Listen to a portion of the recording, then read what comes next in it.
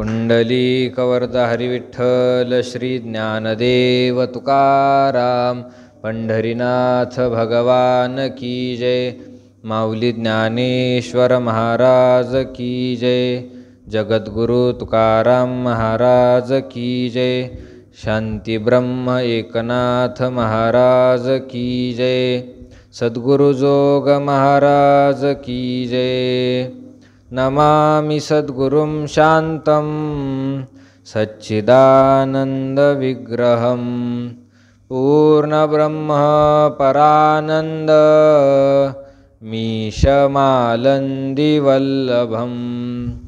ॐ नमो ज्ञानेश्वरा करुणाकरा दयाळा।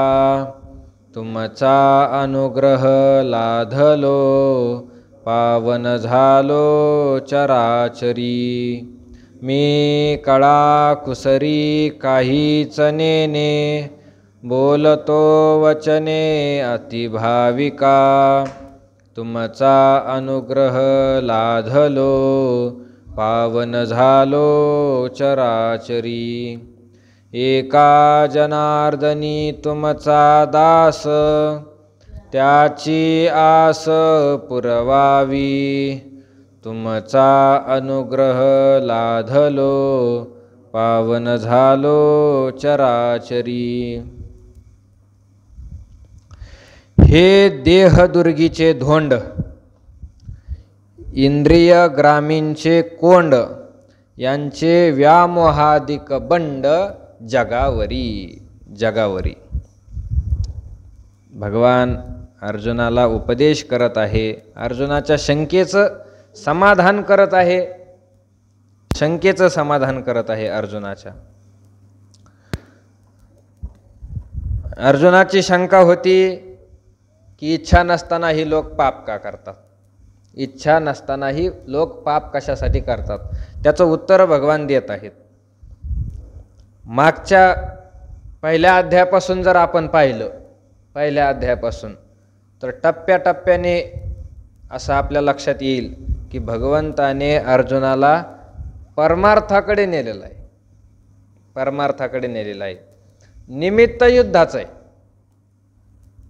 गीता कशाच्या निमित्ताने सुरू झाली? युद्धाच्या निमित्तामुळे सुरू झालेली आहे। युद्ध पुकारलेलं होतं, युद्धासाठी सगळे एकत्र जमलेले होते। कौरव सेना पांडव सेना दोन्ही बाजूने उभी आहे, अशा प्रकारची तयारी। आणि त्या तयारीमध्ये भगवान अर्जुनाचे काय आहे? सारथी आहे। जे सारथ्यपण पार्थाचे करीत असे पाईक पाठीशी घातला आपण पुढा राहिला तेने पांचजन्य आस्फुरेला अवलिळाची। तो भगवान परमात्मा सारथी आहे। आणि मग अर्जुनाने मोठ्या अभिमानात सांगितलं देवाला, देवा दोन्ही सैन्याच्या मध्यभागी रथ नेऊन उभा करा, नेऊन या रथ पेलावा दोही दळी, दोही दळामध्ये शेनयोरू भयोरमध्ये रथम स्थापय मेच्युत। हे अच्युता दोन्ही सैन्याच्या मध्ये रथ नेऊन उभा कर। देवाने सांगितलं काय गरज आहे, कशासाठी, कशासाठी रथ नेऊन उभा करायचा? अर्जुनाने सांगितलं, अरे देवा मला त्या ठिकाणी पाहायचंय, पाहायचंय मला।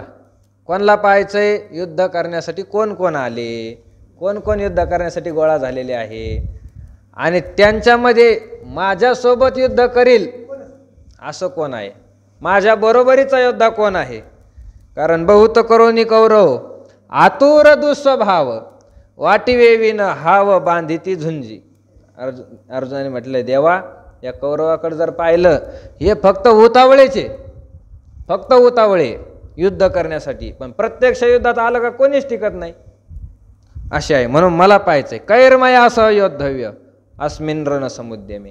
ठीक आहे म्हणले। मग देवाने कळा केली। आता देवाला युद्ध तर करून घ्यायचं होतं अर्जुनाकडून, पण युद्धाबरोबरच अर्जुनाला काय सांगायचं होतं? हे ज्ञान सांगायचं होतं, गीतेचं ज्ञान प्रकाशित करायचं होतं।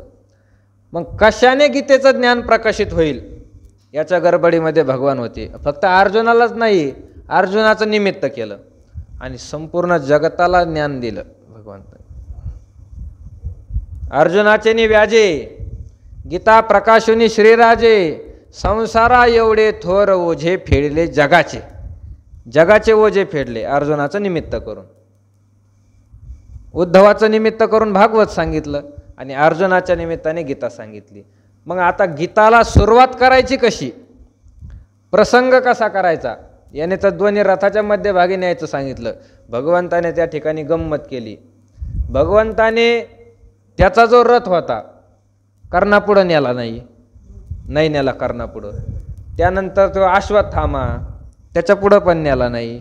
दुर्योधनासमोर नेला नाही, यांच्यासमोर नाही. भीष्म द्रोण प्रमुखतस सर्वेशांच महीक्षिताम, ज्यांच्याकडे पाहिल्याबरोबर अर्जुनाला मोह निर्माण होईल त्यांच्या पुढं रथ नेऊन उभा केला. भीष्माचार्य, द्रोणाचार्य, कृपाचार्य सगळे त्यांचे गुरु, ज्यांनी लहानपणापासून हाताला धरून सगळं शिकवलं, परमार्थात आणलं, हे केलं ते केलं. द्रोणाचार्यासारख्याने धनुर्विद्या शिकवली, त्यांच्यासमोर नेऊन उभा केलं. बघ अर्जुना, तुला कोणासोबत युद्ध करायचंय आणि तुझ्या लायकीचे कोण कोण. अय देवा, लायकीचे? अरे हे सगळे मोठले, लायकीचे कशाचे? दुसऱ्या अध्यायात सांगितलं ना, गुरुन हत्वा ही महानुभावान श्रेयो भोक्तुम भैक्षमपी हलोक. महानुभावान हे काय आमच्यापेक्षा श्रेष्ठ आहे, अनुभवाने श्रेष्ठ आहे आमच्यापेक्षा. आणि मग त्या ठिकाणी अर्जुनाला सगळेच दिसायला लागले. चुलते, त्याचे मामा, सासरे सगळेच दिसायला लागले ना. आचार्यान मातुलान भ्रातॄन पुत्रान पौत्रान सख्यूंस तथा. मग अर्जुन घाबरला. मग अर्जुनाला वाटलं, बाप युद्ध कोणासोबत करायचं? आपल्याच घरचे आहे युद्ध करण्यासाठी, गुरु आहे, गुरुसोबत युद्ध करायचं. आपले चुलते, चुलत भाऊ, आपल्या भावाचे नातू, लहान लहान लेकरं यांच्यासोबत युद्ध करायचं, कसं करावं? मग अर्जुनाला मोह निर्माण झाला आणि अर्जुनाने निश्चय केला, आता युद्ध करायचं नाही.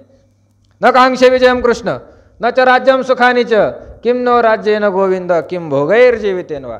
देवा मला ते युद्ध नको, मला विजय नको, मला राज्य नको, काहीच नको, मला नको. मला हे त्रैलोकीचे राज्य, अनकळित राज्य जरी होईल प्राप्त, तरी हे अनुचित नाचरे मी. तिन्ही लोकांमध्ये शत्रुरहित सार्वभौम राज्य जरी प्राप्त झालं तरी मी युद्ध करणार नाही देवा, नाही करणार. देवा तुला येड लागलं का? देवा हे कोण आहे पुढं दिसतं का? देवालाच ज्ञान सांगायला सुरुवात केली व अर्जुनाने. देवा तुला कळतं का काही? अरे हे केवढं मोठं पाप आहे. कुलधर्मे प्रणश्यंती, कुलधर्मा सनातना, सगळे सनातन आमचे धर्म चालत आलेले आहे. हे मोठले लोक मेले, सगळे धर्म नष्ट होऊन जातील. अधर्माभिभावात कृष्ण प्रदूषंती कुलस्त्रिया स्त्री सुदुष्टाशु अर्ष्णेय जायते वर्णसंकरा. स्त्री आमच्या दूषित होतील, कुलामध्ये वर्णसंकर होईल देवा. आणि वर्णसंकर साधारण पाप नाही. संकरो नरकायैव कुलग्नानाम कुलश्च पतंती पितरो हेशाम लुप्त पिंडोदक क्रिया. या संकराच्या दोषाने सगळं कुळ आमचं नरकामध्ये जाईल देवा. कुळातील श्राद्धादी क्रिया सगळ्या बंद होतील. अहोबत महत पापम कर्तुम व्यवशिता वयम यद राज्य सुख लोभेन हंतुम सजन मुद्यताः. या राज्याच्या सुखाच्या लोभाने आम्ही केवढं मोठं पाप करायला निघालो देवा, फार मोठं पाप आहे. आता मी युद्ध करणार नाही, आता युद्ध करायचं बंद, युद्ध करायचं बंद. आणि मग तिथून गीतेला काय आहे सुरुवात आहे. अशोचानन व शोचस्त्वम प्रज्ञावादंश भाषशी. भगवंताला माहीत होतं याने सरळ सरळ जर युद्ध करायला लागला हा तर युद्ध होईल, पण गीता उत्पन्न होणार नाही ना. म्हणून त्याला मोह कसा होईल हे केलं. भीष्माचार्याच्या पुढंच अगोदर नेऊन ठेवलं. मोह उत्पन्न झाला आणि मग तिथून गीतेला काय आहे सुरुवात आहे. गीतेला सुरुवात करत असताना देवाने हे नाही सांगितलं अर्जुना युद्ध करणं तुझं कर्तव्य हे ते नंतर. अगोदर सांगितलं अशोचानन व शोचस्त्वम प्रज्ञावादंश भाषेशी. ज्यांच्याकरता शोक करणं योग्य नाही अर्जुना त्यांच्याकरता तू शोक करत आहे, असं तसं ज्ञान सांगायला. मग देह कसा आहे? देह अनित्य आहे. देहात राहणारा आत्मा नैनम छिंदती शस्त्रांनी नैनम दहती पावक. उपदेश करायला सुरुवात केली. उपदेश परमार्थाकडे देवाने अर्जुनाला नेलेला आहे. युद्धापासून, युद्ध हे कर्म आहे, त्या कर्मापासून परमार्थापर्यंत अर्जुनाने देवाची सुद्धा लाज काढली. 3ऱ्या अध्यायाच्या प्रारंभी आपण पाहिलं, ये लाजशिना महाघोरी कर्मी सुता. देवा, या युद्धासारख्या घोर कर्मामध्ये तुम्हाला घालू राहिला, युद्ध कर म्हणून राहिला, लाज नाही वाटत का? देवाची लाज काढली. मग भगवंताने सगळ्या तत्वज्ञानाला हळूहळू हळूहळू उकल करण्याचा काय केला? प्रयत्न केला. उकल करण्याचा प्रयत्न केला. आणि भगवंताने हे ज्ञान सांगत असताना, श्रेयान स्वधर्म युगुण परधर्मात सुनुष्ठितात, स्वधर्मे निधनम श्रेयो परधर्म भयावह.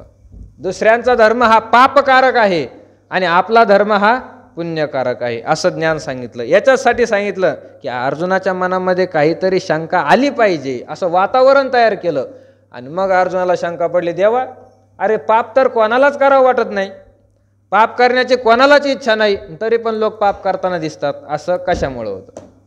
असं कशामुळं होतं? मग भगवंताने त्याचं उत्तर सुरू केलं. श्री भगवान वाच, कामयेश क्रोधयेश रजोगुण समुद्भवा महाशनो महापापमा विद्येन मिह वैरिणम. हा काम आहे, हा क्रोध आहे, रजोगुणापासून उत्पन्न झालेला आहे. आणि महाशनो खादाड आहे, महापापमा पापी आहे. आणि इह वैरिणम विद्धी, या मृत्यूलोकामध्ये याला तू वैरी आहे असं समज. काम क्रोधाला अंतकरणातले हे काय आहे? विकार आहे. आणि मग सुरुवात केली भगवंतांनी. ज्ञानोबारांनी त्याच्यावर भाष्य करत असताना अगोदर भगवंताचं नमन केलं, भगवंताचं वर्णन केलं, अगोदर मंगलच केल्यासारखं केलं, जणू काय नवीन ग्रंथ सुरू झाला. तव हृदय कमळ आरामू, जो योगी यांचा निष्काम कामू, तो म्हणतसे पुरुषोत्तमू सांगे ना ऐक. असं भगवंताचं वर्णन केलं, तो कसा आहे कसा नाही. आणि मग तरी काम क्रोध पायी जया ते कृपेची साठवण नाही, हे कृतांताच्या ठाई मानी जती. मग त्या कामक्रोधाचं वर्णन सुरू केलं.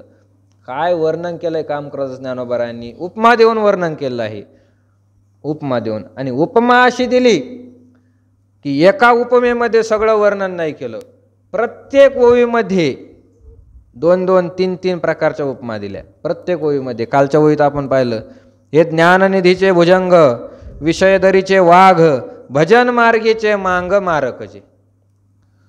पहिल्या तुकड्यामध्ये सापाची उपमा दिली कामक्रोधाला, दुसऱ्या तुकड्यामध्ये वाघाची उपमा दिली, आणि तिसऱ्या तुकड्यामध्ये मारक मांगाची काय दिली? उपमा दिली. ज्ञानोबारांचं विशेष आहे, उपमा देऊन वर्णन केलेलं आहे, सगळं उपमेने वर्णन आहे. हे देहदुर्गीचे धोंड, इंद्रियग्रामीचे कोंड, यांचे व्यामोहादिक बंड जगावरी. याच्यातही ज्ञानोबारांनी 3 प्रकारच्या उपमा दिलेल्या आहे. प्रत्येक ओळीमध्ये जवळजवळ 3-3 उपमा दिल्या. नाथ महाराजांनी सुद्धा उपमा देत असताना याला कशाची उपमा दिली? येडक्याची. येडका मदन, तो केवळ पंचानन. तिथं मदन म्हटलं, इथं काम म्हटलेलं आहे, त्याला एकच नाव आहे. काम आणि मदन हे समान शब्द आहे. तिथं येडक्याची त्याला उपमा दिली नाथ महाराजांनी. आणि ती उपमा देऊन मग सविस्तरच वर्णन केलेलं आहे प्रत्येक चरणामध्ये. मग नारदाचा दृष्टांत दिला, रावणाचा दृष्टांत दिला, शंकराचा दृष्टांत दिला, अजून दुर्योधन, सगळ्यांचं. म्हणजे फक्त येडका असं येडका म्हणून त्याचं सगळ्या अभंगात काय केलं? वर्णन केलं. ज्ञानोबारांनी तसं नाही केलं, प्रत्येक तुकड्यामध्ये नवीन नवीन, जुनं नाही. आता ज्ञानोबारा बोलतात, हे देहदुर्गीचे धोंड, देहरूपी दुर्गामधील धोंड आहे काम आणि क्रोध, काम आणि क्रोध. तर या ठिकाणी देहाला ज्ञानोबारांनी काय म्हटलेलं आहे? दुर्ग म्हटलेलं आहे. दुर्ग, दुर्ग, दुर्ग शब्दाचा अर्थ होतो किल्ला. दुर्ग शब्दाचा अर्थ होतो किल्ला. किल्ल्याची उपमा दिलेली आहे. पहिल्या अध्यायामध्ये सुद्धा गिरी दुर्ग जैसे चालते वियुध युह भवते. सैन्याचं वर्णन करत असताना कसं होतं ते सैन्य? आज जणू काय मोठमोठले किल्ले चालत निघाले, डोंगरी किल्ले चालत निघाले. गिरिदुर्गाची काय केली? उपमा दिली. तसं या ठिकाणी पण दुर्ग म्हटलेला आहे, म्हणजे किल्ला. देह हा काय आहे? एक किल्ला आहे. किल्ला, किल्ला. आता किल्ल्याचं कौतुक आता नाही राहिलं, आता ते फक्त पाहण्यासाठी राहिले. लोक पर्यटन म्हणून किल्ले पाहायला जातात. अमक्या ठिकाणी तमक्या ठिकाणी असं झालेलं आहे, तसं झालं, फक्त इतिहासाची माहिती भेटावी, मनोरंजन व्हावं, सुट्टीचा दिवस कुठेतरी जावा म्हणून लोक त्या ठिकाणी फिरायला जातात. पण ज्या वेळेस लोकशाही नव्हती, हुकुमाचं सरकार होतं, प्रत्येक प्रदेशामध्ये राजे लोक होते, त्यावेळेस या किल्ल्याचं काय होतं महत्त्व, फार विशेष महत्त्व होतं, फार विशेष महत्त्व. राजा कोणता मोठा आहे हे ते किल्ल्यावरून ठरवायचे. या राजाजवळ किल्ले किती आहे त्याच्यावरून तो मोठा आहे. जेवढे किल्ले आहे त्यामध्ये ते किल्ले किती विशेष आहे, सामान्य आहे किल्ले का विशेष आहे, भेद होणारे किल्ले आहे का अभेद्य किल्ले आहे, त्याच्यावरून त्या राजा लोकांचं मोठेपण ठरल्या जायचं. मोठेपण विशेषच होतं तेव्हा. या ठिकाणी देहाला काय म्हटलंय, किल्ला म्हटलेला आहे. कशामुळे किल्ला म्हटलेला असावं देहाला? देहामध्ये आणि किल्ल्यामध्ये काहीतरी काय पाहिजे, साम्य पाहिजे, समान धर्म पाहिजे, मग त्याला काय म्हणता येईल, किल्ला म्हणता येईल. किल्ला आपण जर पाहिलं तर किल्ल्याला अनेक काय असतात, दरवाजे असतात. वाटा, दरवाजे म्हणण्यापेक्षा किल्ल्याला अनेक वाटा असतात, अनेक वाटा.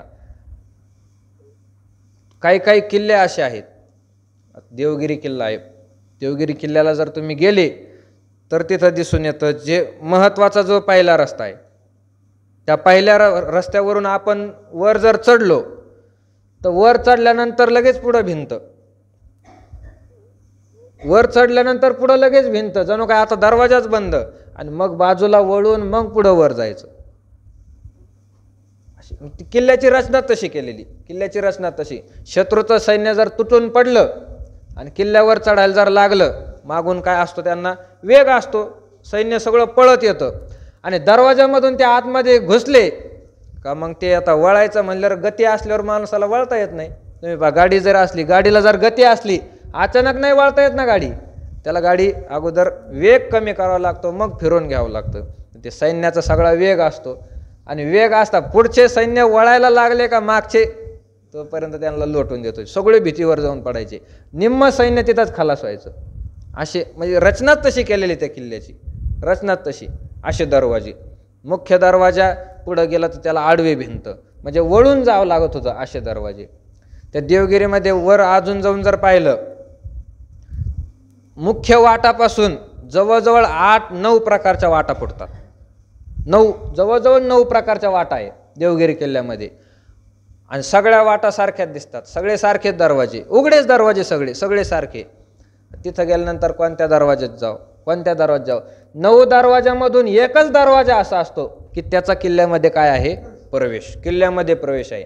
आणि हे किल्ला ज्यांचा आहे त्या किल्ल्यामध्ये नेहमी राहणारे जे लोक आहेत त्यांनाच कळतं, बाकीच्याला काहीच कळत नाही. बाकीचे सगळे 8 दरवाजे हे किल्ल्यापर्यंत जातच नाही.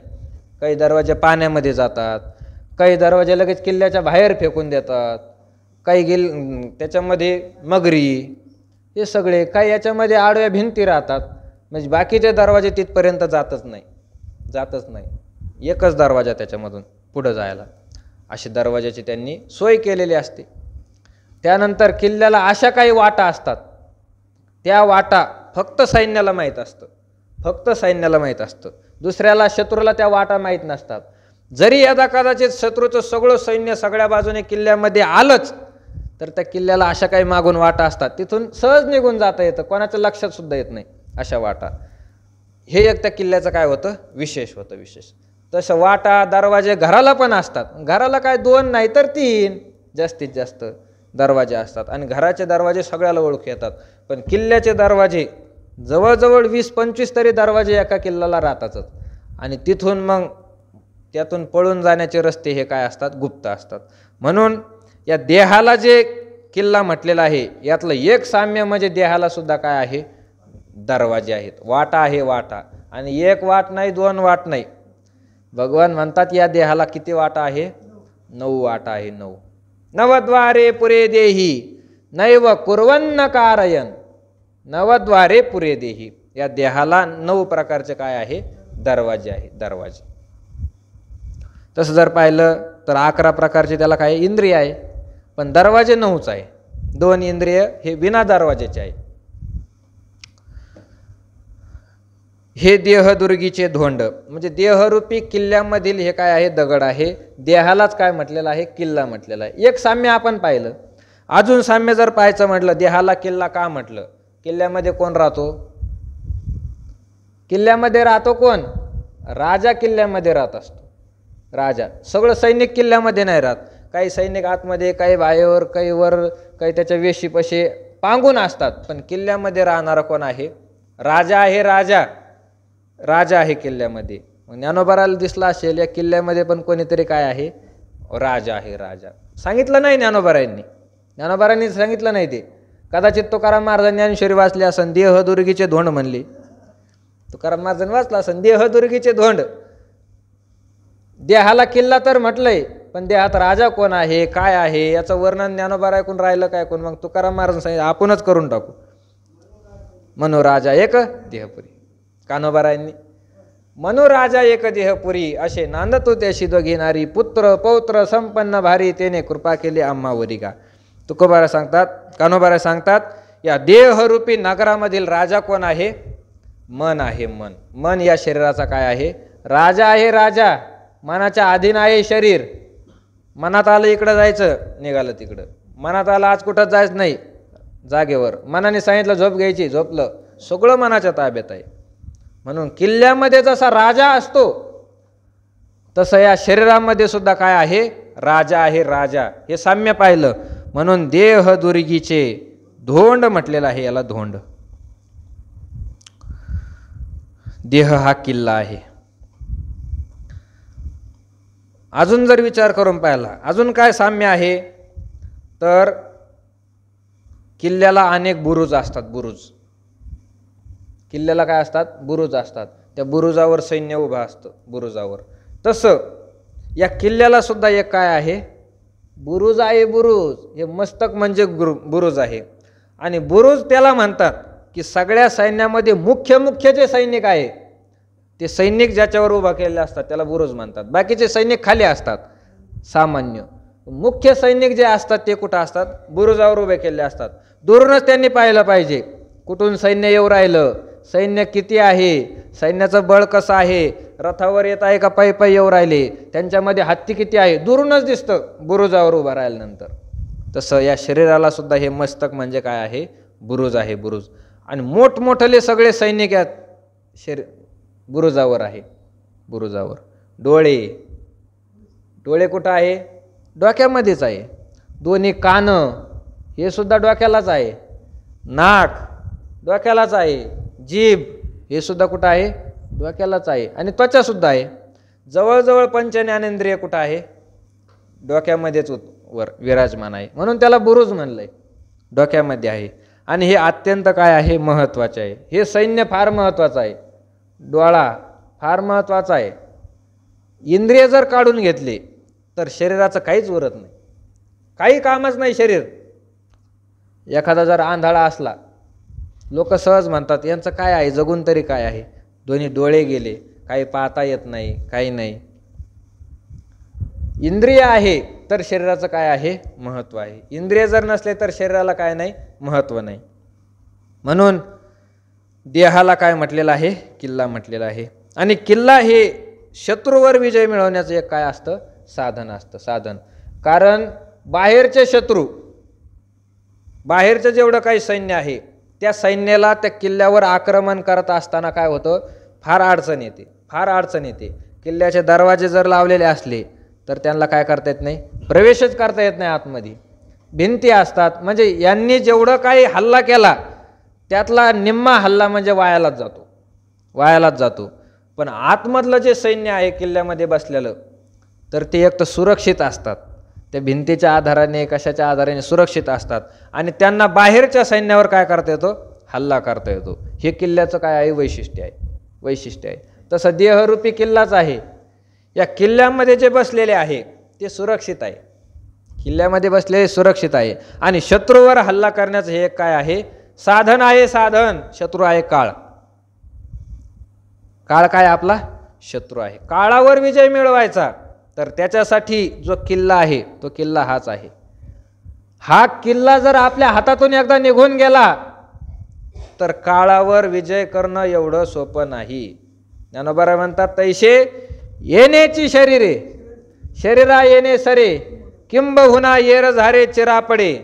हेच एक शरीर असं आहे की या शरीरामधून आपल्याला काय करता येतो, काळावर विजय प्राप्त करता येतो. काळावर विजय. मरणा हाती सुटली काया, विचार या निश्चय. तुकोबाराय म्हणतात, मरणावर मी काय केला, विजय मिळवला. आपुले मरण पाहिले म्या डोळा, तो झाला सोहळा अनुपम्य. अनुपम्य मरणावर विजय मिळवला. मरण माझे मरून गेले, मज केले अमर, मज केले अमर. हे तुकोबारायांचं सामर्थ्य आहे. सामर्थ्य वैकुंठाला जाण्याच्या वेळेला विमान उतरलेलं आहे तुकोबारांना नेण्याकरता. गरुडाचं विमान आहे, भगवंताने पाठविलेलं आहे.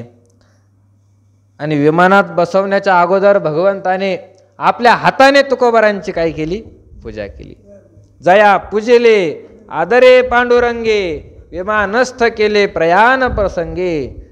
स्वर्ग मृत्यू पाताळ तिन्ही लोकांचा मालक असणारा, उत्पत्ती स्थिती प्रलय करणं ज्याच्या हातामध्ये आहे तो भगवान परमात्मा. पण तुकोबारांची काय केली? पूजा केली. इंद्रायणीच्या पाण्याने तुकोबारांचे पाय धुतले, तुकोबारांना फुलाचा हार घातला, गंध लावला, भगवंताने पूजा केली. आणि प्रयाण प्रसंगे विमानस्थ केले आणि विमानावर बसवून दिलं. त्यावेळेस त्या ठिकाणी सगळेच जमले होते. तुकोबारांचं वैकुंठ गमन पाहण्यासाठी सगळे बाहेर गावावरून सगळे लोक देहूमध्ये आलेले होते. कारण तुकोबारांनी जवळजवळ 10 दिवस अगोदरच सांगून ठेवलं होतं, मला आता काय करायचंय? वैकुंठाला जायचं. सगळेच लोक त्या ठिकाणी हजर झाले होते. कीर्तनही झालेलं होतं. आणि स्वर्गामधले देव आपापले विमान घेऊन अंतरिक्षामध्ये आलेले होते वैकुंठ गमनाचा सोहळा पाहण्याकरता. तो का म्हणे गाजे वैकुंठी सोहळा, याही भूमंडळा माझी कीर्ती. सगळे देवता आपापल्या विमानामध्ये बसून आल्या, तुकोबारायांचं वैकुंठ गमन पाहायचंय. आणि त्यावेळेस सगळेच आले. मग त्यावेळेस काळ सुद्धा आलेला होता. यमराज यमधर्म त्या ठिकाणी आलेले होते. आता यमाला वाटलं नेहमीप्रमाणे कसं असतं, लोक काय करतात? आपल्या शरीराचा त्याग करतात आणि मग आपल्या हातात संत जरी असले तरी संत काय करतात? दिव्य देह धारण करतो विमानात बसून जातात. त्या काळाला वाटलं, यमाला वाटलं हे शरीर काय होईल? आपल्या हाताला लागेल, म्हणून त्या ठिकाणी उभाच होता. आणि विमानात बसण्याचा प्रसंग आला. आणि विमानाच्या ज्या पायऱ्या होत्या त्या थोड्या काय होत्या? वर होत्या. तुकोबारांचा पाय त्या ठिकाणी पुरत नव्हता. इकडं तिकडं पाहिलं तुकोबारांनी. यमराज उभेच होते.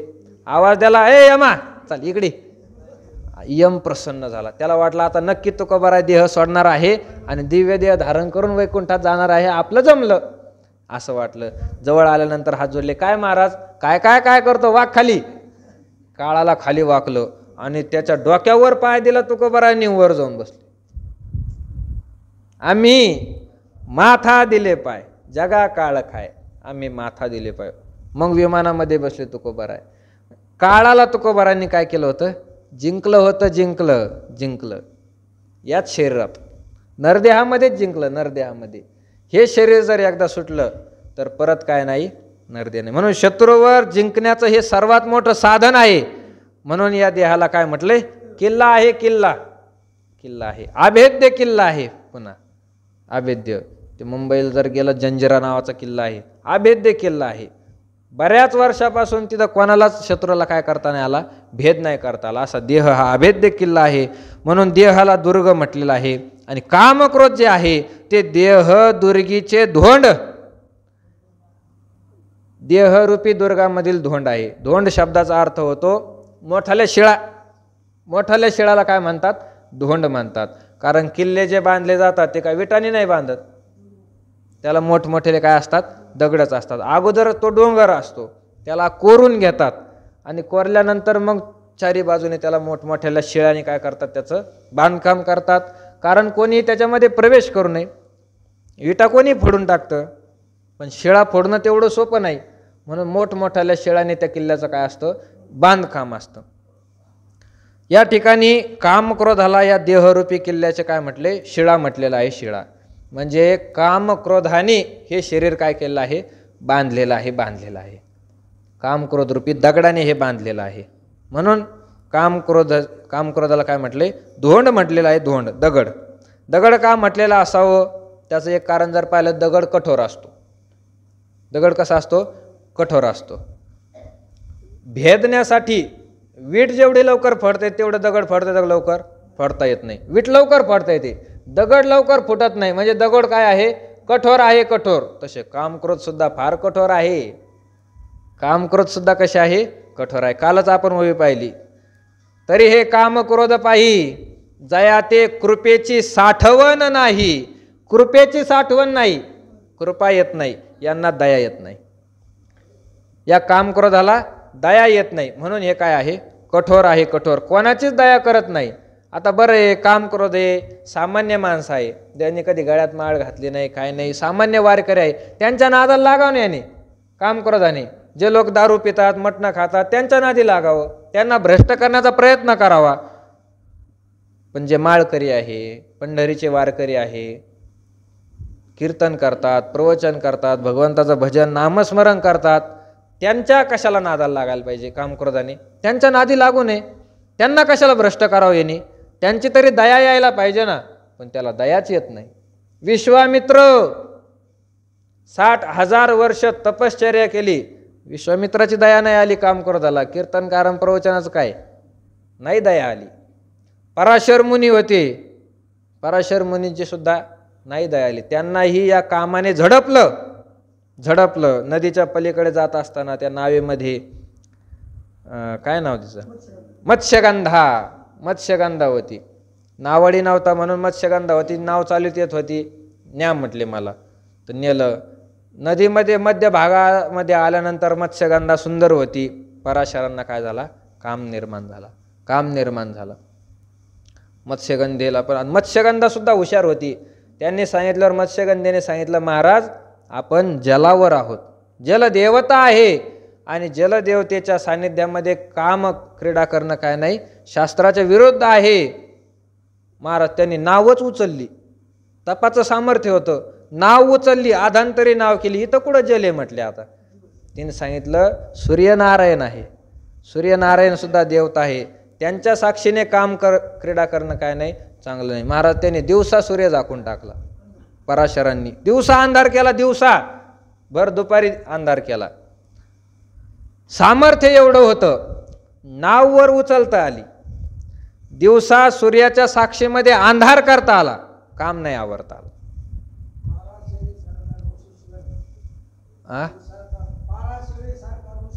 हा,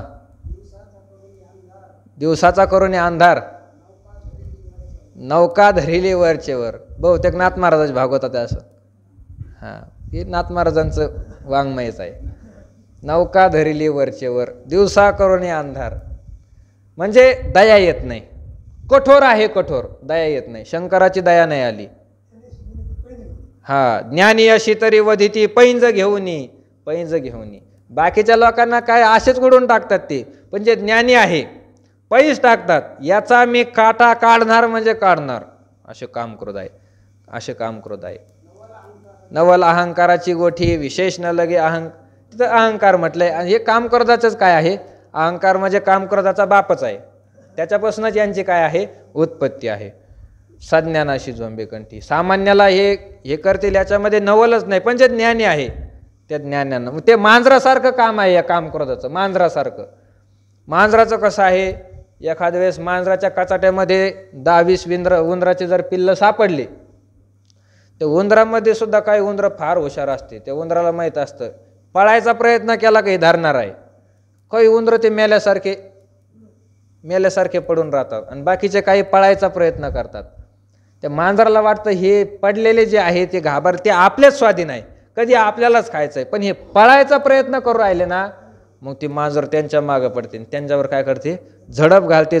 तसं या काम करणारा माहीत आहे, हे बिना माळकरी, हे शेती करणारे, व्यापार करणारे, हे कायमच्या आपल्याच ताब्यातले आहे, कायम आपल्या ताब्यातले आहे. पण हे पळायला पाहणारे जे आहे, माळ घालून पंढरपूरची वारी, देवधर्म अभ्यास करणारे, हे पळायला पाहू राहिले. कीर्तनकार नाही, त्यांना नाही सोडायचं. मग काम क्रोध त्यांना अगोदर काय करतात, झडप घालतात. हे काम क्रोध कठोर आहे, कठोर, म्हणून यांना दोंड म्हणलंय. शिळा कशी असते, कठोर असते, म्हणून काम क्रोध हे सुद्धा कठोर आहे असं म्हटलेलं आहे. अजूनही बरंच आहे. जसं दगडाला आकार नसतो, निराकार असतो, तसं या काम क्रोधाला सुद्धा काय नाही, आकार नाही. यांना आकार नाही. लहान आहे, मोठा आहे, सांगूच शकत नाही याचा काम किती मोठा आहे, नाही सांगू शकत. यांना आकार नाही. दगडाचा भेद करता येत नाही, अभेद्य असतो. तसे काम क्रोध सुद्धा जवळजवळ अभेद्य आहे. अशा अनेक साम्य असल्यामुळे भगवंताने अर्जुनाने याला काय दिलं आहे, धोंड म्हटलं आहे माऊलीनी. देह दुर्गीचे धोंड म्हणजे देह हा किल्ला आहे आणि देह या किल्ल्याचे काम क्रोध हे काय आहे, मोठाल्या शिळा आहे. आता ज्ञानोबारांनी परत उपमा बदलवली. इंद्रिय ग्रामीचे कोंड, इंद्रियरूपी गावाचे हे काय आहे, कोंड आहे, कोंड. आता इंद्रियाला गाव म्हटलेलं आहे. गाव कशाला म्हणतात? अनेक लोक ज्या ठिकाणी वस्ती करून राहतात त्याला म्हणायचं गाव. गाव गाव म्हणजे दुसरं काय असतं, अनेक लोक एकत्र आले झालं गाव तयार, त्याला गाव म्हणतात. तर इंद्रियाला गाव म्हटलेलं आहे कारण या ठिकाणी अनेक जण एकत्र आलेले आहे. जवळजवळ 11 कुटुंबाचं हे काय आहे, घर आहे. 11 कुटुंबाचं घर आहे, गाव आहे. 11 कुटुंबाचं गाव आहे. याच्यामध्ये सुद्धा भांडणं चालू आहे शास्त्रकाराचे. कोणी म्हणतं नाही 10च कुटुंबाचं गाव आहे. काही शास्त्रकार म्हणते नाही 11 कुटुंबाचं गाव आहे. न्यायिक लोकांना जर विचारलं तर न्यायिक म्हणते हे 11 कुटुंबाचं गाव आहे. 11 जण या ठिकाणी राहायला आलेले आहे. कोणते कोणते 11 जण आहे? पंच ज्ञानेंद्रिय, पंच कर्मेंद्रिय आणि एक काय आहे, मन आहे. 11 जणांचं हे गाव आहे. ज्ञानेंद्रियामध्ये नेत्र आहे, त्वचा आहे, त्यानंतर रसना म्हणजे जीभ आहे, घ्राण आहे म्हणजे नाक, आणि अजून श्रवण म्हणजे कान. हे 5 ज्ञानेंद्रिय म्हणजे 5 कुटुंब आहे. त्यानंतर 5 कर्मेंद्रिय आहे. कर्मेंद्रिय कोणते कोणते? हात, पाय, वाणी, उपस्थ आणि गुद, हे 5 प्रकारचे कर्मेंद्रिय. याच्यामध्ये सुद्धा फरक. गावात सगळे सारखे लोक नाही राहत. गावातले लोक काही कशा असते, हुशार असते, आणि काही लोक अडाणी असतात. सगळे सारखे लोक नाही राहत गावात. काही हुशार असतात आणि काही अडाणी असतात. आता या गावामध्ये सुद्धा काही लोक हुशार आहे आणि काही लोक काय आहे, अडाणी आहे. कर्मेंद्रिय जे 5 आहे ते अडाणी आहे, अडाणी ते बिचारे. आणि ज्ञानेंद्रिय जे आहे ते हुशार आहे. बहुतेक ते ब्राह्मणाच्या कुळातले असावे, हुशार आहे, हुशार. बाकीचे जरा अडाणी आहे. गावाचंच ते रूपकच केलेलं आहे ना. त्यामध्ये सुद्धा जे हुशार लोक आहे ते हुशार लोक सगळे सारखे हुशार नसतात. त्यांच्यामध्ये सुद्धा अजून अतिशहाणे असतात, त्यांच्यामध्ये अजून हुशार. तर याच्यामध्ये सुद्धा हुशार लोकांमध्ये 2 जण असे आहे ते जास्तच हुशार आहे. डोळे आणि कान, डोळे आणि कान हे 2 जण जास्तच हुशार आहे. बाबा सांगत असतात बाकीचे जे इंद्रिय आहे ते इंद्रिय ऑफिस सोडून जात नाही, आणि हे 2 इंद्रिय ऑफिस सोडून काम करतात. घरपोच सेवा, घरपोच सेवा. तुम्ही पहा, भाजी कशी जरी झाली, जोपर्यंत जीभ त्या भाजीपर्यंत जात नाही किंवा भाजीचा थेंब जिभेवर पडत नाही तोपर्यंत चव कळते का? नाही कळत. भाजीच्या दिसण्यावरून चव कळत नाही. चव घेण्यासाठी जिभेवर यावं लागतं, जिभेवर यावं लागतं. वास घेण्यासाठी नाक तिकडे जातं का? नाही. ज्याचा वास घ्यायचा त्याला जवळ आणावं लागतं, तेव्हा त्याचं काय होतं? ज्ञान होतं. त्वचा आहे, पाणी गरम आहे का गार आहे दुरून नाही कळत, त्याच्यामध्ये हात घालावा लागतो, जवळ आणावं लागतं. म्हणजे बाकीचे इंद्रिय हे ऑफिस सोडून जात नाही. पण कान आणि डोळे असे आहे, कान आणि डोळे 10-20 फुटावर जरी माणूस असला, डोळे इथून तिथपर्यंत जातात, त्याला डोळ्यात आणावं लागतं का? इथून डोळे वळखतात कोण आहे, कोण आहे. तिकडच्या मठात काही आवाज चालू असला कान इथून वळखतात कशाचा आवाज चालू आहे. मठात जर आवाज असला, भजन चालू आहे का तमाशा चालू आहे, इथून कळतं कानाला. हे 2 इंद्रिय म्हणजे अतिशहाणे आहे. गावातले हे 2 लोक आहे. असं 10 जणांचं घर आहे. आणि न्यायिकाचं म्हणणं आहे 11वं काय आहे? मन आहे. मन सुद्धा इथला काय आहे? पाटील आहे. पाटील गावातला मन पाटील आहे. आता वेदांताला जर विचारलं तर वेदांतातील एक जण असा आहे की तोच म्हणतो न्यायिकाचं म्हणणं बरोबर आहे, 11 जणांचं गाव आहे. ते म्हणजे वाचस्पती मिश्र नाव आहे त्यांचं. त्यांचं मत आहे 11 इंद्रिय आहे, 10 नाही. आणि बाकीचे जेवढे वेदांती आहे त्यांचं म्हणणं आहे 10च इंद्रिय आहे. 11वं मन फिन इंद्रिय काही नाही, 10च इंद्रिय आहे. विचार भांडण जरा जास्तच वाढलं, साहजिकच आहे. लोक म्हटले आता तुमचं राव द्या, तुमचं राव द्या. आम्ही तुकाराम महाराजाला विचारतो, आम्हाला मान्य कोणाचं आहे? तुकाराम महाराजाचं. तुकाराम महाराजासारखं जर न्यायिकाचं म्हणणं असेल तर आम्ही मानू, तुकाराम महाराजासारखं वेदांताचं म्हणणं असं तर आम्ही मानू, बाकीचं आम्हाला माहीत नाही. तुकाराम महाराजाला विचारलं बोला इंद्रिय 10 आहे का 11? तुकाराम महाराज म्हटले 11 आहे. 11 आहे, 10 नाही. सकळा इंद्रिया मन हे प्रधान, तेही करी ध्यान विठोबाचे. सगळ्या इंद्रियामध्ये मन काय आहे? प्रधान. म्हणजे मन सुद्धा काय झालं? इंद्रिय आलं. तुकोबारांचं म्हणणं आहे. अजून एका ठिकाणी म्हटलं चित्ता सुख दुःखे कळो येती. कळण्याचं साधन म्हणजे इंद्रिय असतं आणि मनाला सुख आणि दुःख कळतात म्हणून मन सुद्धा इंद्रिय आहे. तुकोबाराय म्हटले 11 जणांचं काय आहे, 11 कुटुंबाचं हे गाव आहे, एक गाव आहे. आता गाव जर म्हटलं तर गावाला कुठंतरी हद्द असते, गावाला कुठंतरी सीमा आहे. त्या सीमेच्या पलीकडे जर गेलं तर दुसरं गाव लागतं, कुठंतरी सीमा आहे. आणि त्या सीमेलाच आपल्या खेड्यापाड्यामध्ये काय म्हणतात, शिव गावाची शिव म्हणतात. इथं कोंड शब्दाचा अर्थ काय होतो, शिव होतो. शिव गावाला एक शिव असते आणि ती शिव म्हणजे कोणते आहे तर कामक्रोध. इंद्रियरूपी गावाची शिव म्हणजे कामक्रोध आहे. कारण इंद्रियाची धावच कुठपर्यंत आहे, कामक्रोधापर्यंत आहे. कामक्रोधाच्या पुढं तिथं इंद्रिय नाही. मग सगळा संसार कशात आहे, कामक्रोधामध्ये गुंतलेला आहे. आणि इंद्रिय या कामक्रोधापर्यंत फिरत असतात. पण कामक्रोधाला ओलांडायचं आणि ओलांडून पुढं जायचं म्हणजे कोण आहे, तिकडं देवच आहे. कामक्रोधाच्या पुढं कोण आहे, देव आहे. आणि देवापर्यंत इंद्रिय जात नाही. देवाचं स्वरूप असं आहे, तिथं कोणतंच इंद्रिय पोहोचत नाही. इंद्रिया ते चोरुनी जेवी तयाशीच फावे. भगवंताचं कामच असं आहे, इंद्रिया ते चोरुनी, इंद्रियाच्या चोरून तिकडं जावं लागतं.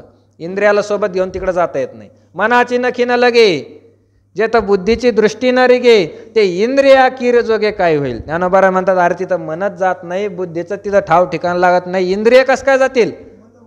मन वाचा तिथं तुझे हे स्वरूप म्हणून या माप भक्ती केली. मनाच्या वाचेच्या पलीकडे तो परमात्मा आहे. म्हणजे तिकडे इंद्रिय जाऊ शकतात का, नाही. म्हणून इंद्रियाची गावकुस, इंद्रियाची शिव म्हणजे कामक्रोध आहे. कामक्रोधाच्या पलीकडे इंद्रिय जाऊ शकत नाही.